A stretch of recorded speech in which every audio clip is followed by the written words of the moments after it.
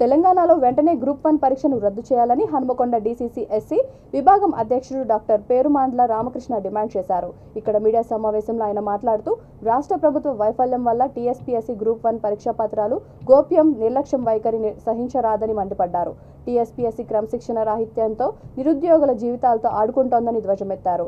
8 ఏళ్లుగా ఎన్నో ఆశలు ఆకాంక్షలతో 1000 కన్నులతో ఎదురుచూస్తున్న నిరుద్యోగుల భవిష్యత్తును సర్వనాశనం చేసే ప్రభుత్వ వైఖరి క్షమించరానిదని అసహనం వ్యక్తం చేశారు. మీడియా సమావేశంలో ఆయన మాట్లాడుతూ యాకూబ్ కుమార్ జాషువా తదితరులు పాల్గొన్నారు. నమస్కారం, నేను మీ డాక్టర్ పెరుమాండ్ల రామకృష్ణ.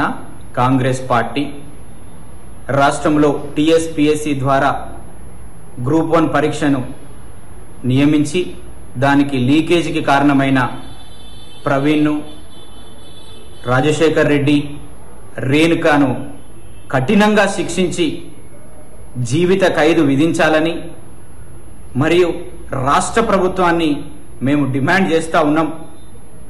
ఇదేనా మేము కలలుగన్న తెలంగాణ? ఇందుకోసమైనా కాంగ్రెస్ పార్టీ తెలంగాణను ఇచ్చింది.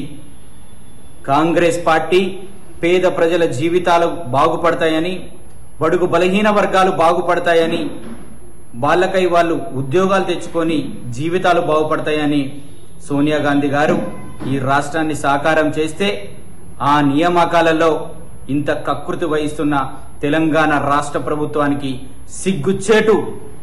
అయ్యా, ఇటుపోయిండయ్యా నీ కొడుకు రాములయ్య అంటే, నా కొడుకు పట్నం పోయిండయ్యా, చదువుకొని మంచి ఉద్యోగం చేస్తాడయ్యా, ఏంది బిడ్డ పండుగకు రాలేదంటే, అయ్యా నేను చదువుకుంటున్నా, ఉద్యోగం వచ్చిన తర్వాతనే నేను పండుగకి వస్తా అయ్యా, ఏంది బిడ్డ పానం మంచిగా లేక రాలేదంటే, పానం ఏమున్నదయ్యా, ఇవాళ కాకపోతే రేపు వస్తుంది, ఉద్యోగం వస్తుందయ్యా, నేను గ్రూప్ 1 ఆఫీసర్ని అవుతాయి అన్నయ్య అని ఆడపిల్లలు మగపిల్లలు తిండి తికాన లేక అష్ట కష్టాలు పడి